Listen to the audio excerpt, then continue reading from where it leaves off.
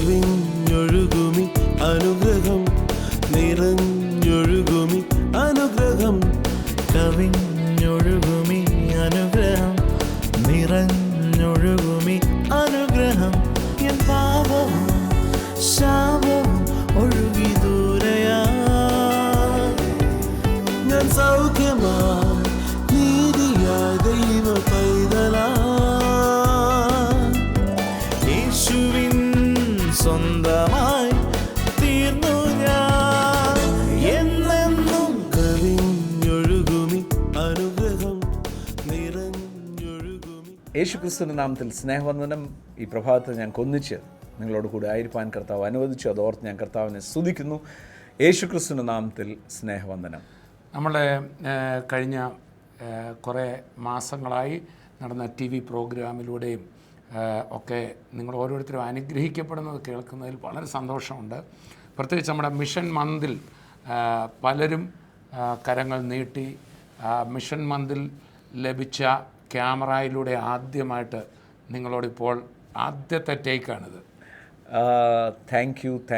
Thank you so much. വാസ്തവത്തിൽ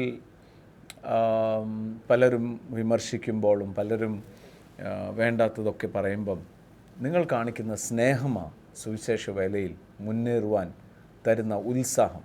പരിശുദ്ധാത്മാവ് നമ്മളെ സഹായിക്കും, സന്തോഷം കൊണ്ട് നിറയ്ക്കും. പക്ഷേ പ്രത്യക്ഷത്തിൽ നിങ്ങളൊരു നല്ല വാക്ക് പറയുമ്പോൾ, നിങ്ങളുടെ ഒരു മിഷൻ മന്താണ് നൽകണമെന്ന് പറയുമ്പോൾ നൽകുമ്പോൾ അത് ഇറ്റ് ബ്രിങ്സ് എസ് കോൺഫിഡൻസ്. ഇന്ന് തോമസ് ബ്രദർ പറഞ്ഞ പോലെ നമ്മൾ മിഷൻ മന്തിലൂടെ വാങ്ങിച്ച ക്യാമറകളിൽ ആദ്യത്തെ എപ്പിസോഡാണ് ഈ ഷൂട്ട് ചെയ്യുന്നത്.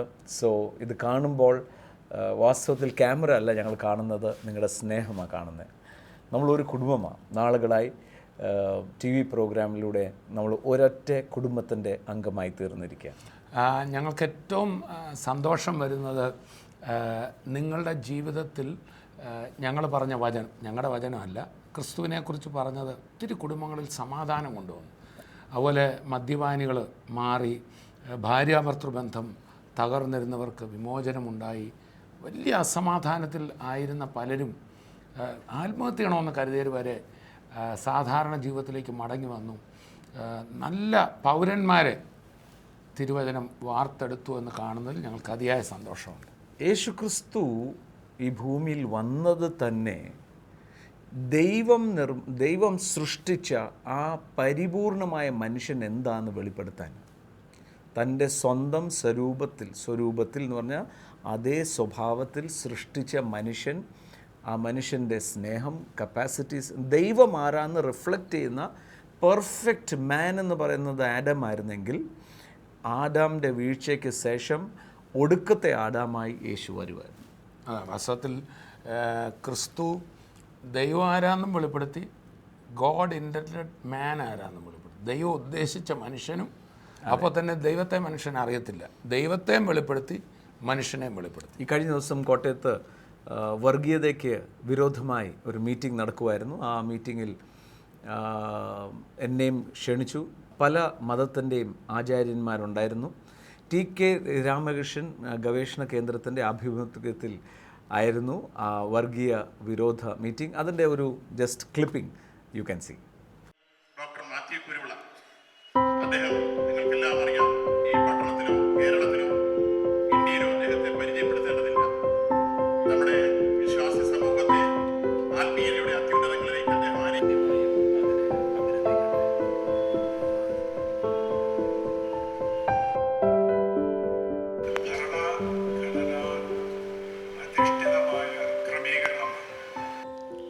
ഒരിക്കലും ഒരു മതവും മനുഷ്യനെ ഒരു വർഗീയതവാക്കിയാക്കാൻ ആഗ്രഹിക്കുന്നില്ല. മനുഷ്യനെ മനുഷ്യനായി കാണാതെ, ശിരസിൽ ഓടുന്ന രക്തം എല്ലാം ഒന്നാണെന്ന് മനസ്സിലാക്കാതെ, ഞാൻ ഒരാളോട് മോശമായി സംസാരിക്കുമ്പോൾ എന്നെപ്പോലെ തന്നെ താനും നൊമ്പരപ്പെടുമെന്ന് മനസ്സിലാക്കാതെ അന്ധമായി മുന്നോട്ട് പോകുന്ന ഒരു വർഗീയത അന്ധതയിൽ ഈ രാജ്യം വലിയൊരു അപകടത്തിലേക്കാണ് യാത്ര ചെയ്യുന്നത്. ഇവിടെ ഞാൻ ഓർക്കുന്നത്, ഞാൻ ആചരിക്കുന്നത്, എന്നെ നടത്തിയ, ഞാൻ ഇന്നും വിശ്വസിക്കുന്ന യേശുവിൻ്റെ വാക്കുകളാണ്. യേശുവിൻ്റെ വാക്കുകളെ തൻ്റെ അയൽക്കാരനെ തന്നെ പോലെ തന്നെ സ്നേഹിക്കുക എന്നുള്ള വാക്കിന് അതീതമായ ഒരു വാക്ക് വേറെ ആരും പറഞ്ഞിട്ടില്ല. അന്ന് തന്നെ മതത്തിൻ്റെ വക്താവ് യേശുവിനോട് ചോദിക്കുകയാണ്, അയൽക്കാരനെ സ്നേഹിക്കണമെന്ന് പറഞ്ഞാൽ അയൽക്കാരനും ആരാണ്? യേശുവിൻ്റെ മറുപടി, ഒരു മനുഷ്യൻ. തൻ്റെ ഉപമ തുടങ്ങുന്നത് തന്നെ ഒരു മനുഷ്യൻ അഥവാ ഒരു മനുഷ്യനെ മനുഷ്യനായി കാണുക. ഒരു യാത്രയിൽ പോകുന്ന മനുഷ്യൻ വഴിക്ക് വെച്ച് മുറിവുണ്ടായി. മതത്തിൻ്റെ ആൾക്കാരും മതത്തിൻ്റെ ശുശ്രൂഷകരും അവിടെ നിന്ന് കടന്നു പോയപ്പോൾ സാധാരണക്കാരൻ, ഒരു മതവും ഒരു മതത്തിൻ്റെ ചിന്താഗതി ഇല്ലാത്ത ഒരു സാധാരണക്കാരൻ ആ മുറിവേറ്റ് കിടക്കുന്ന മനുഷ്യനെ ഒരു സത്രത്തിൽ കൊണ്ടാക്കി ശുശ്രൂഷിച്ച് യേശു പറഞ്ഞു, അതാ അയൽക്കാരൻ. അങ്ങനെ ദൈവത്തിൻ്റെ പദ്ധതി തന്നെ യഥാർത്ഥ ദൈവത്തിൻ്റെ സ്നേഹം മനുഷ്യനിലൂടെ ദൈവം ആരാന്ന് വെളിപ്പെടുത്താൻ. അതുകൊണ്ടാണ് വചനത്തിൽ പറയുന്ന, ജാതികൾ നിങ്ങളെ ദുഷിക്കുമ്പോഴും നിങ്ങളുടെ നല്ല പ്രവൃത്തി കണ്ട് അവരുടെ സന്ദർശന സമയം എന്ന് പറഞ്ഞാൽ അവർ ഇടി കൊള്ളുമ്പോഴല്ല, അവർക്ക് ദൈവവുമായിട്ടൊരു എൻകൗണ്ടർ ഉണ്ടാകുമ്പോൾ അവർ ദൈവത്തെ മഹത്വപ്പെടുത്തും. കാര്യം അവർ കണ്ട് നമ്മളെ വിമർശിച്ച് കാണുമ്പോൾ അവരുടെ നല്ല പ്രവൃത്തി കണ്ട്. കഴിഞ്ഞ ദിവസവും നമ്മുടെ ഒരു ന്യൂസ് ചാനൽ, പ്രമുഖ ഒരു ന്യൂസ് ചാനലിൽ തങ്കുബ്രദർ വ്യാജരേഖ ഉണ്ടാക്കി ഇത് ചെയ്തു അത് ചെയ്തു. I felt very sorry for them. കാര്യം സത്യം പറയാനാണ് ന്യൂസ് ചാനൽ നിൽക്കുന്നത്. പക്ഷേ ഇങ്ങനത്തെ വ്യാജ ന്യൂസുകളൊക്കെ പറയുമ്പം അറ്റ്ലീസ്റ്റ് വ്യക്തിഹത്യ ചെയ്യുന്ന മുമ്പേ ഒന്ന് വിളിച്ച് തങ്കുബ്രദർ ഇത് ശരിയാണോ എന്നൊന്ന് ചോദിക്കാമായിരുന്നു, അല്ലേ? 2, ഒരു കോമഡിയും അകത്തോട്ട് കയറ്റിക്കൊണ്ട് നമ്മൾ മരുന്ന് കഴിക്കുന്നു, മറ്റുള്ളവരോട് മരുന്ന് കഴിക്കരുതെന്ന് ഉപദേശിക്കുന്നു. അങ്ങനെ ഒരിക്കലും നമ്മൾ പറഞ്ഞിട്ടില്ലല്ലോ. നമ്മൾ ഒരു ദിവസം 4 മണിക്കൂറുണ്ട് നമ്മൾ പല ചാനലിലായിട്ട് എവ്രി ഡേ. ഒരിക്കലും മരുന്ന് കഴിക്കരുത് എന്ന ഉപദേശം പറഞ്ഞിട്ടില്ലെന്ന് നിങ്ങൾക്കറിയാം. പിന്നെ അതിനെ ട്വിസ്റ്റ് ചെയ്ത് നിങ്ങൾക്കറിയാം, ഒരു ഗോൾ ബ്ലാഡർ ഓപ്പറേഷനിലൂടെ ഞാൻ പോയപ്പോൾ അത് ടി വിയിൽ പറയാനുള്ള ധൈര്യം എനിക്കുണ്ട്. Because I know who I am. ഞാനൊരു സൂപ്പർ നാച്ചുറൽ ബീയിങ് ഒന്നുമല്ല, സാധാരണ മനുഷ്യൻ. അത് കാണുന്ന നമുക്കറിയാം, കുടുംബക്കാർക്കറിയാം. പക്ഷേ ഇതുപോലത്തെ ന്യൂസ് ഇതുവരെ കാണാത്തവർക്ക് ഒരു മിസ്ലീഡിങ്, ഇതൊരു എന്നാ പറയേണ്ടി, ഒരു എന്നാ തട്ടിപ്പാണ് മനുഷ്യനെ തോന്നിപ്പിക്കുക. അത് റോങ്. എങ്കിലും ഞാൻ പറയാം, ഞങ്ങളുടെ നല്ല പ്രവൃത്തി തുടർന്നുകൊണ്ടേയിരിക്കും. അതായത് ആ ജാതികൾ നിങ്ങളെ ദുഷിക്കുമ്പോഴും നിങ്ങളുടെ നല്ല പ്രവൃത്തി കണ്ട് അവരുടെ സന്ദർശന ദിവസത്തിൽ ദൈവത്തെ സ്തുതിക്കും. എന്ന് പറഞ്ഞാൽ നമ്മൾ let us be human beings first. Human beings reflecting God's nature and character. അതാണ് നമ്മളെക്കൊണ്ട് ചെയ്യാൻ പറ്റാഞ്ഞത്. യേശു വന്ന് പരിശുദ്ധാത്മാവിൻ്റെ സഹായത്തോടെ അതിന്നും ചെയ്തുകൊണ്ടിരിക്കുക. ഈ നമ്മളൊരിക്കലും തങ്കുബ്രദർ പറഞ്ഞ പോലെ ഞങ്ങളൊരു സൂപ്പർ ഹ്യൂമനാണെന്നോ പ്രത്യേക വരപ്രാപ്തരാണെന്നോ ഒരിക്കലും നിങ്ങൾ ടി വി പ്രോഗ്രാമിൽ കേട്ടിട്ടില്ല. എന്തെങ്കിലും യേശു ആരെ കൊണ്ടെങ്കിലും ചെയ്യിക്കുമെങ്കിൽ ഒരു കൊച്ചു പയ്യനെ കൊണ്ടും ചെയ്യിക്കും, നമ്മളെ കൊണ്ടും ചെയ്യിക്കും. മാത്രമല്ല തലവേദന വന്നാൽ ഞങ്ങളും ഗുളിക കഴിക്കും. അതുപോലെ ഡോക്ടർമാർ, ഈ ശുശ്രൂഷയിൽ ഒന്നിച്ച് നിൽക്കുന്ന നിരവധി ഡോക്ടേഴ്സ് ഉണ്ട്. ഡോക്ടേഴ്സ് ദൈവത്തിൻ്റെ ദാനമാണ്. ഞങ്ങൾ അവരുടെ ഒപ്പീനിയൻ ചോദിക്കാറുണ്ട്. ചിലപ്പോൾ രോഗികൾക്ക് വേണ്ടി പ്രാർത്ഥിച്ചിട്ട് അവരോട് പറയും, ആ കാര്യം ഡോക്ടറോടൊന്ന് കൺസൾട്ട് ചെയ്യണം എന്നേ പറയത്തുള്ളൂ. എന്നാൽ അതിനെല്ലാം അപ്പുറത്ത് യേശുക്രിസ്തു ചെയ്യുന്ന അത്ഭുതം, നോർത്തെ കന്യകയിൽ ജനിച്ചു എന്ന് നാം വിശ്വസിക്കുന്ന കർത്താവ്, ഉയർത്തെഴുന്നേറ്റ കർത്താവിന് ഏത് അത്ഭുതം ചെയ്യാൻ മേലാത്തത്? Any miracle can happen. മാത്രമല്ല ഞങ്ങൾ ഇൻസിസ്റ്റ് ചെയ്യുന്ന മറ്റൊരു കാര്യം കൂടെ ഉണ്ട്. തോമസ് ബ്രദർ ഓർക്കുന്നുണ്ടായിരിക്കും, നമ്മുടെ ഒരു കേഴ്സ് ബ്രേക്കിംഗ് നടന്നുകൊണ്ടിരിക്കുന്ന സമയത്ത് വീൽ ചെയർ എംറ്റി ആകുന്നു, ആർത്രൈറ്റിസ്, ഒരു ഔട്ട്സ്റ്റാൻഡിങ് വേവ് ഓഫ് മിറക്കിൾസ് നടക്കുമ്പോൾ എനിക്ക് ഭയങ്കര തലവേദന എടുക്കുക. കാര്യം രാവിലെ മുതൽ നിപ്പായി, ബോഡിയിൽ ഫറ്റീഗ് ഉണ്ട്. ആ സമയത്ത് ഞാൻ തലവേദന വേണം, എന്തെങ്കിലും ഒരു ഗുളിക വേണമെന്ന് പറഞ്ഞപ്പം നമ്മുടെ സഹോദരന്മാർ കൊണ്ടുവന്ന് എന്നെ സ്റ്റേജിൻ്റെ പുറകെ വിളിച്ചു. സ്റ്റേജിൻ്റെ പുറകെ വന്ന് രഹസ്യമായിട്ട് കഴിച്ചോളാൻ. I insisted. ഞാൻ ചെയ്തത് ഞാൻ പറഞ്ഞു നിൽക്ക് അത് ഇങ്ങോട്ട് താ, അവരെല്ലാവരും ഒന്ന് കാണട്ടെ ഞാൻ ഈ തലവേദനയ്ക്ക് ഈ ഗുളിക കഴിച്ചെന്ന്. കഴിക്കുന്ന സാധാരണ മനുഷ്യനാണ്. അതാ സാധാരണ മനുഷ്യനാണ് എന്ന് അവർ കാണട്ടെ, അവർ മനസ്സിലാക്കട്ടെ. പക്ഷേ ഈ സാധാരണ മനുഷ്യൻ ഇവിടെ നിൽക്കുമ്പോഴും യേശുവിൻ്റെ നാമത്തിൽ വീര്യപ്രവൃത്തി നടക്കുന്നുണ്ട് എന്നും കൂടെ അവർ കാണട്ടെ. വരപ്രാപ്തിയായ വലിയ ഏതോ വിശുദ്ധനായിട്ട് ഇതുവരെ നിന്ന് നമ്മൾ തിരുവചനം പഠിക്കുമ്പം ഈ അത്ഭുതങ്ങൾ നടന്നിടത്തെല്ലാം അങ്ങനെ അവരുടെ കയ്യാൽ നടന്ന അടയാളങ്ങളാൽ അവരുടെ ശക്തി ഉറപ്പിച്ചെന്നല്ലല്ലോ. അതെ, കർത്താവിൻ്റെ വചനം ഉറപ്പിച്ചെന്നും. വേറൊരു അവസരത്തിൽ പത്രോസിൻ്റെയും യോഹന്നാൻ്റെയും കയ്യാൽ മുടന്തൻ ചാടി എഴുന്നേറ്റപ്പം എല്ലാവരും കൂടെ അവരെ ദൈവമാക്കാൻ മതിയോ, ഞങ്ങളെ ദൈവമാക്കരുതേ, ഞങ്ങളുടെ ഭക്തിയോ ഞങ്ങളുടെ പ്രാർത്ഥന നിമിത്തവും ഒന്നും അല്ല ഇവൻ സൗഖ്യമായത്, ഞങ്ങൾ സാധാരണ മനുഷ്യരാ, ഇത് യേശു ഉയർത്തെഴുന്നേറ്റത്തോടെ നടന്നു. അപ്പോൾ ഈ നടക്കുന്ന അത്ഭുതങ്ങളും അടയാളങ്ങളും എല്ലാം ഒരു വ്യക്തി ക്രിസ്തു ഉയർത്തെഴുന്നേറ്റ ക്രിസ്തുവിൽ വിശ്വസിക്കുമ്പോൾ സംഭവിക്കുന്നത്. അത് ഇന്ന് ഈ പ്രോഗ്രാം നടക്കുമ്പോൾ സംഭവിച്ചുകൊണ്ടിരിക്കും. അതെ, സംഭവിച്ചുകൊണ്ടിരിക്കും. ഇന്നും വളരെ പ്രതീക്ഷയോടെ തന്നെ ഇരിക്കണം. യേശു സൗഖ്യമാക്കും. ജസ്റ്റ് ഒരു ഡീവിയേഷൻ എടുത്തതേ ഉള്ളൂ. പല പ്രാവശ്യവും മനപ്രയാസം ഉണ്ടാകും, ബുദ്ധിമുട്ടുണ്ടാകും. ഇങ്ങനത്തെ നുണകൾ ഉണ്ടാക്കി അവരെ സംബന്ധിച്ചോളം തമാശയായിരിക്കും, പക്ഷേ എൻ്റെ അകത്തിലൂടെ ഒത്തിരി വലിയ വേദനയാണ് പോകുന്നത്. ആ സത്യം പറയുമ്പോൾ വ്യാജരേഖ ഉണ്ടാക്കും. ഇത് എന്ന് വെച്ചാൽ ഏതാണ്ട് തട്ടിപ്പ് പരിപാടിയായിട്ട് ഞങ്ങൾ ഇറങ്ങുക. ഞാൻ 1, 5, 6 വർഷം അല്ല യേശു ക്രിസ്തുവിൻ്റെ സുവിശേഷം നിർഭയമായും എല്ലാവരുടെ മുമ്പിൽ പരസ്യമായി എൻ്റെ ജീവിതം ഒരു തുറന്ന പുസ്തകം. It's A very transparent life.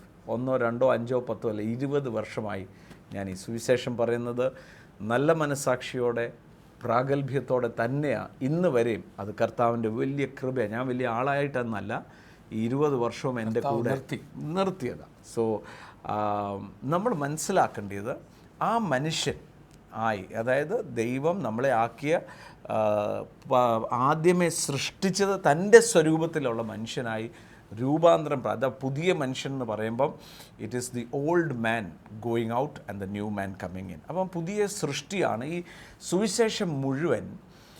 വാസ്തവത്തിൽ ആ പുതിയ സൃഷ്ടി ആരാണെന്നുള്ളതാണല്ലോ ലേഖനങ്ങൾ മുഴുവൻ. നിശ്ചയമായിട്ട് ഒരുവൻ ക്രിസ്തുവിലായാൽ അവൻ പുതിയ സൃഷ്ടി.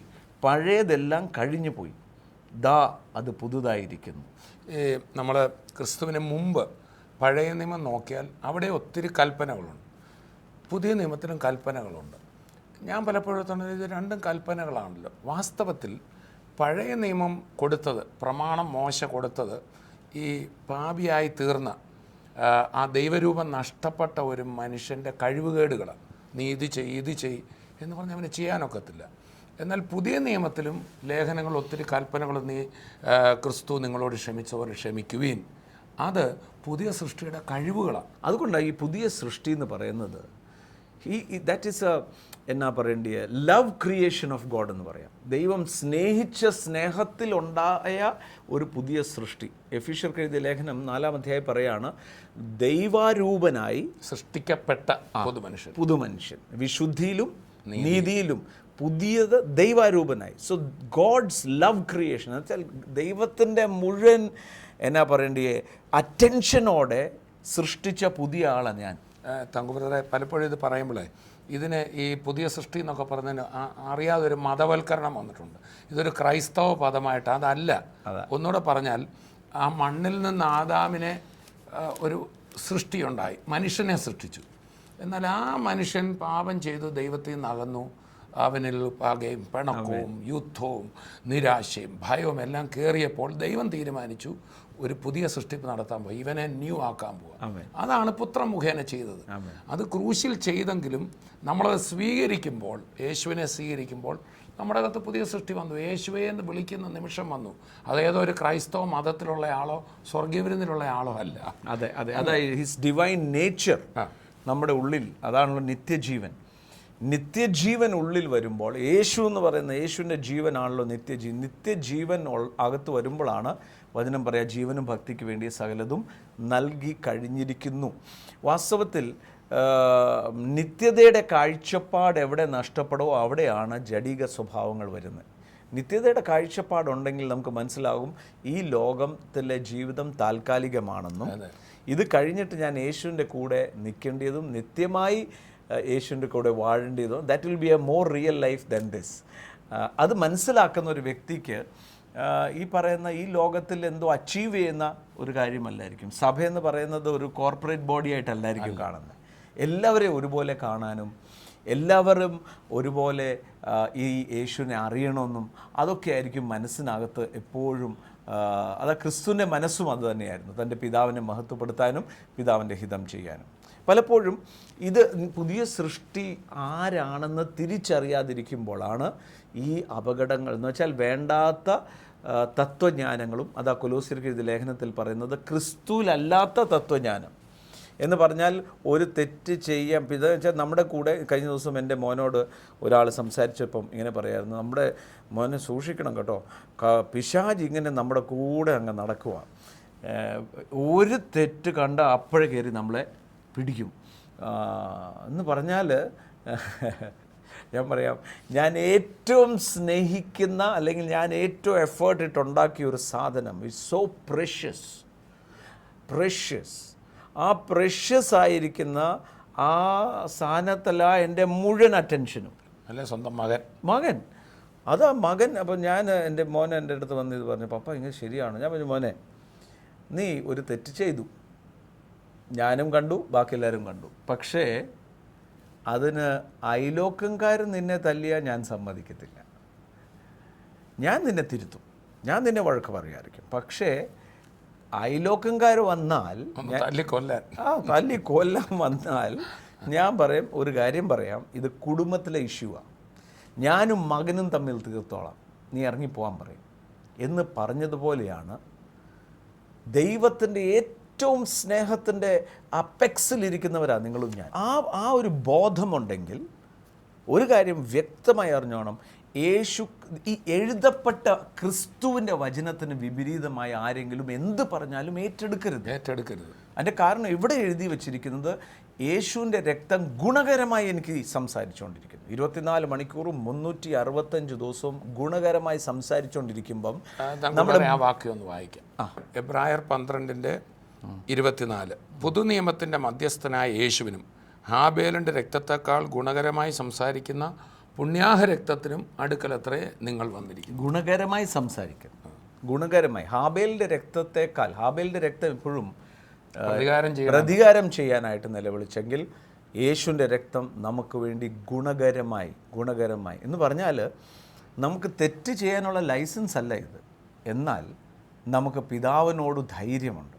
അതുകൊണ്ടാണ് റോമർക്ക് എഴുതിയ ലേഖനത്തിൽ ഇങ്ങനെയാണ് പറയുന്നത്, 32 പറയാണ്, തൻ്റെ പുത്രനെ ആദരിക്കാതെ നമുക്ക് വേണ്ടി തന്നവൻ അവനോട് കൂടെ സകലതും തരുത്തില്ലയോ. 8:32 ഏറ്റവും അധികം സ്നേഹിക്കുന്ന പുത്രനെ, ഒറ്റ ഏകജാതനെ പുത്രനെ ദാനമായി തന്നെങ്കിൽ അതിനോട് കൂടെ സൗജന്യമായി പറഞ്ഞ ശേഷം പറയാണ്, who will bring charge to God's elect?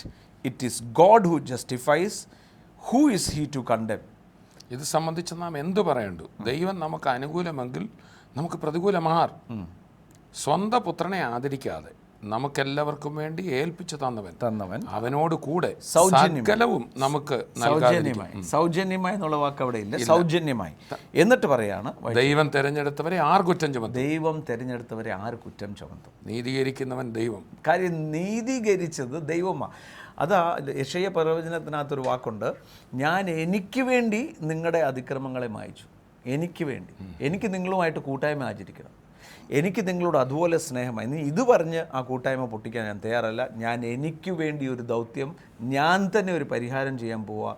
നിങ്ങളെ ഏൽക്കേണ്ട ശിക്ഷ എൻ്റെ മകൻ്റെ മേൽ കൊടുക്കാൻ പോവുക. ഇത്രയും വലിയൊരു സ്നേഹം തന്നെ ആൾ നമ്മളെ കുറ്റം വിധിക്കത്തില്ല. അത് അവിടെ എഴുതിയിരിക്കുന്നത്, it is God who justifies. എന്നിട്ട് പറയാണ്, it is Christ who died, Christ furthermore he is risen, who is even at the right hand of God, who makes intercession for us. 34 വാക്യം. 34 വാക്യമാണ്, നീതീകരിക്കുന്നവൻ ദൈവം, ശിക്ഷ വിധിക്കുന്നവൻ ആർ?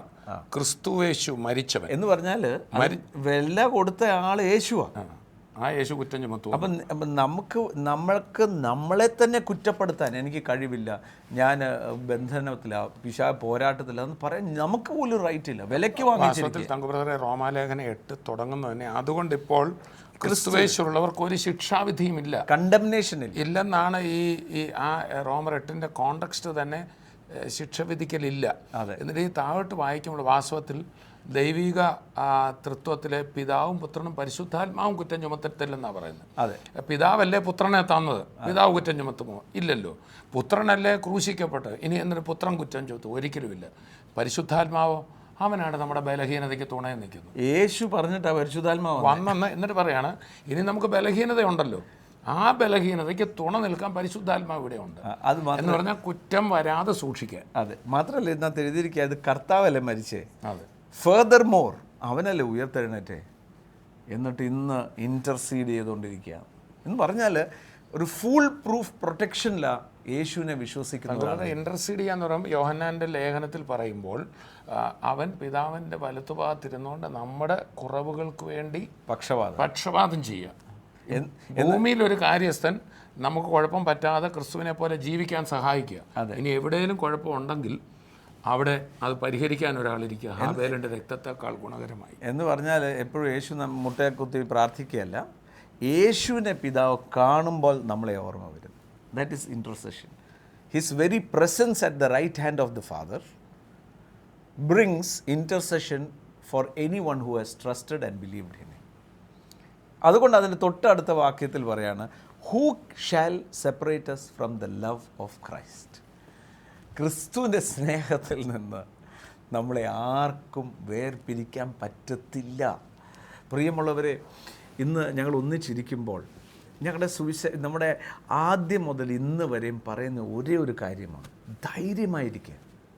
നമ്മുടെ ജീവിതം ക്രിസ്തുയേശുവിൽ ഒരു പരാജയമായി ഒരിക്കലും തീരത്തില്ല.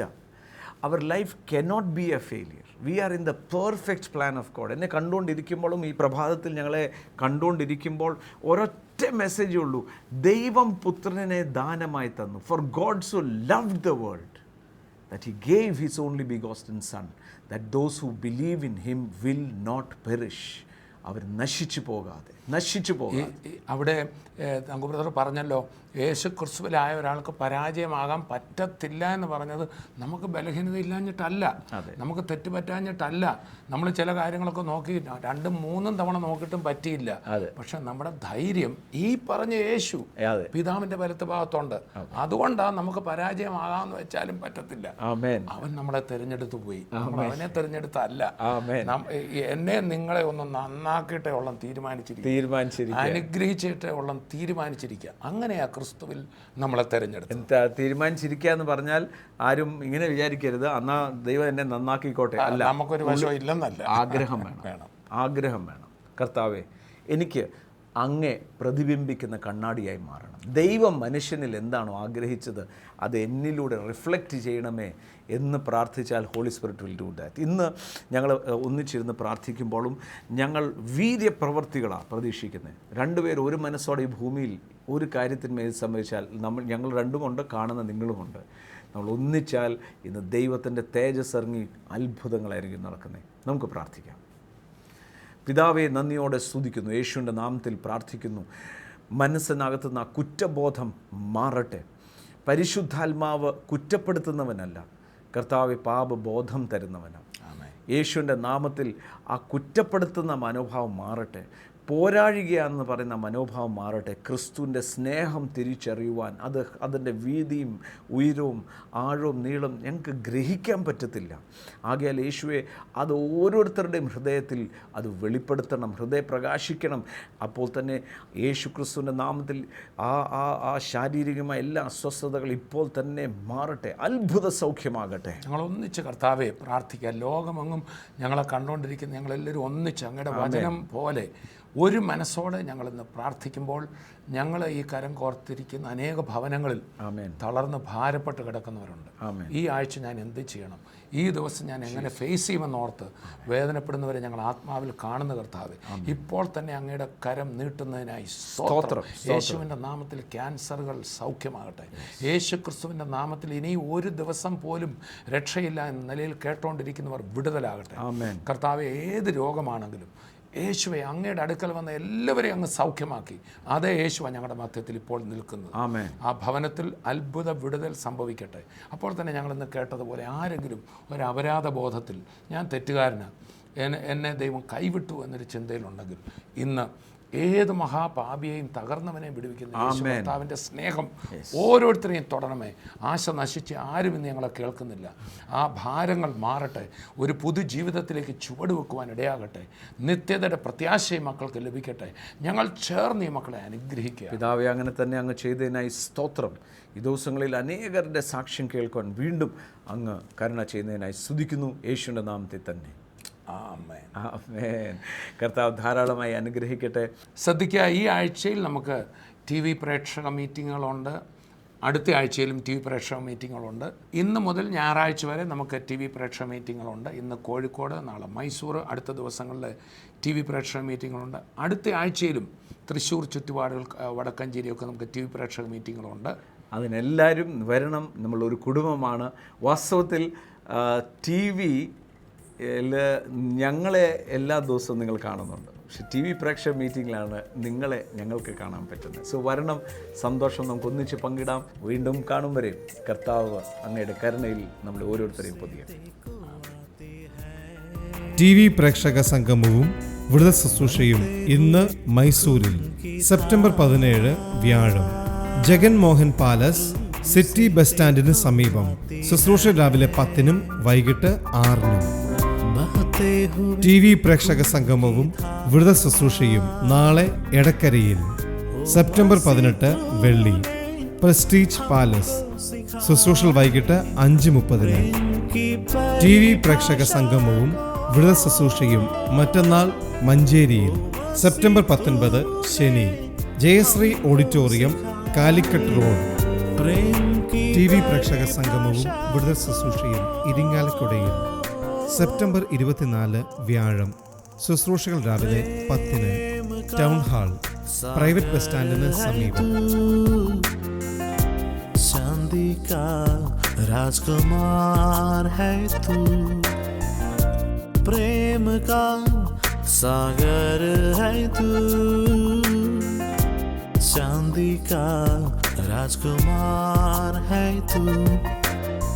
चरणों में आकर हाथ उठाकर करते हैं तेरे हम स्तुति. चरणों में आकर हाथ उठाकर करते हैं तेरे हम स्तुति.